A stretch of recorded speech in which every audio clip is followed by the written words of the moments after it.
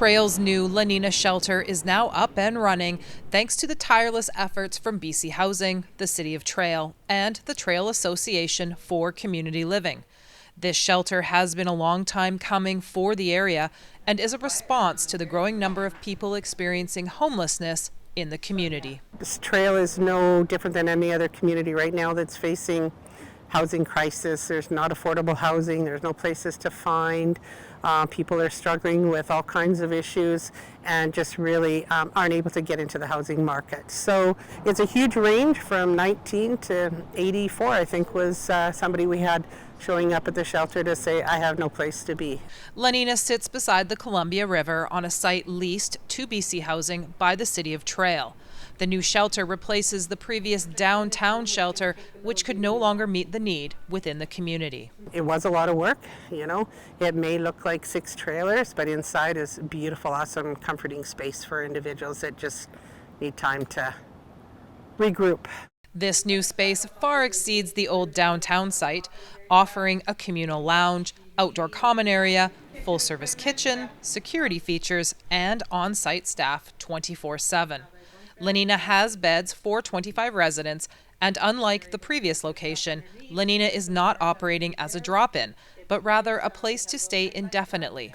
There is at this point no time limit because typically shelters in the past had a 30-day limit, and what we found was they might stay in Trail for 30 days and it's like, okay, well, now go to Nelson for 30 days and then Castlegar for 30, they were just shelter hopping. And because of the complex housing needs and the complex housing unavailability right now, we haven't set a time limit. We're just stating we will help you come up with a housing plan, help you come up with some resources to help you become stable in your community, and then we'll work from there. We know there's a need for all kinds of housing, not only in Trail, every community. So there's, family, affordable housing for families and seniors. Like I said, when you have a 84-year-old person showing up at a shelter saying, I have nowhere to sleep tonight, there's an issue. That's where we're committed to.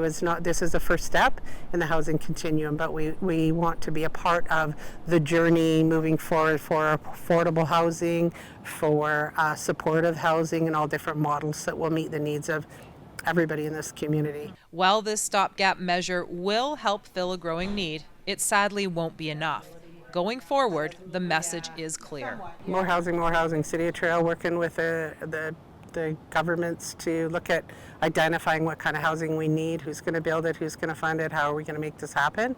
I think it takes all levels of government, and then it's up to us and the staff here at La Nina and under TACL here to advocate for housing for the most vulnerable citizens of Trail. They have a right to have housing. Housing is not a luxury. Housing is a right for people, and we just keep their voice on the table and keep letting all the levels of government know what we need. For Rogers TV in Trail, I'm Christina Krichkowski.